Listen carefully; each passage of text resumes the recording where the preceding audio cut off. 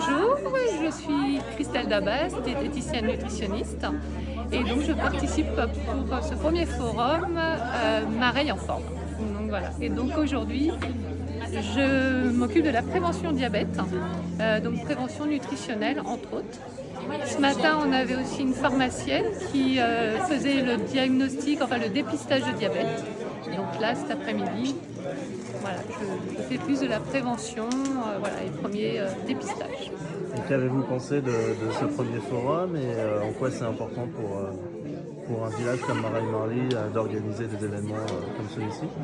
Alors moi je trouve que c'est super intéressant parce que du coup là on est vraiment dans la prévention, tout type de prévention et du coup c'est pour justement que nos Mareillois soient en bonne santé, soient en forme et je trouve que c'est super important, tout est complémentaire. Donc voilà, je dirais à poursuivre. Du coup, notre projet il s'appelle Bouneille. On est un groupe de 10 étudiantes en médecine, on est en deuxième année et on est en lien avec une association au Pérou qui s'appelle Amitié et Solidarité Pérou. Et donc nous, notre objectif c'est d'aller ensuite dans des bidonvilles qui sont proches de Lima pour pouvoir apporter de l'aide médicale, donc des consultations, ça peut être du dépistage dentaire, ophtalmique, payer des lunettes, ce genre de choses, faire aussi des campagnes de prévention sur la santé sexuelle par exemple, sur la nutrition, donc voilà. Pouvez-vous nous expliquer en quoi l'événement Mareille en forme est un atout pour Mareille-Marly?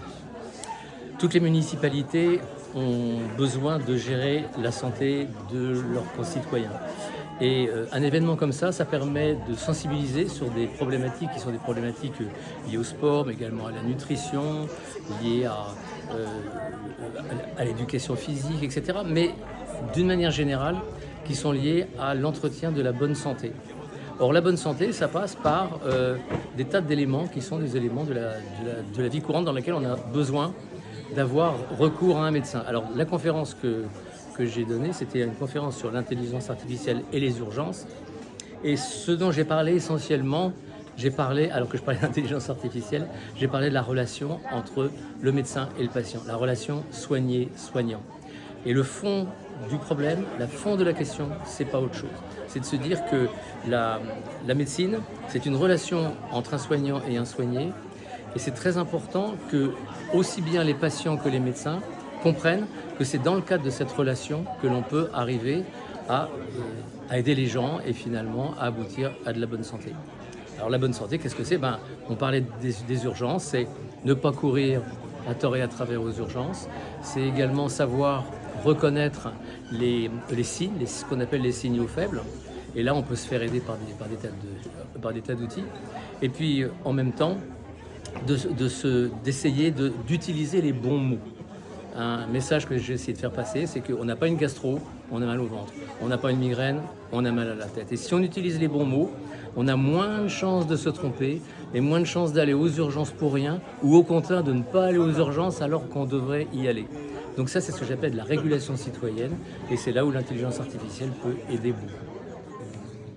Bonjour. Je suis le docteur Betty Braillère. Moi je suis Thibault Lepériel, kinésithérapeute.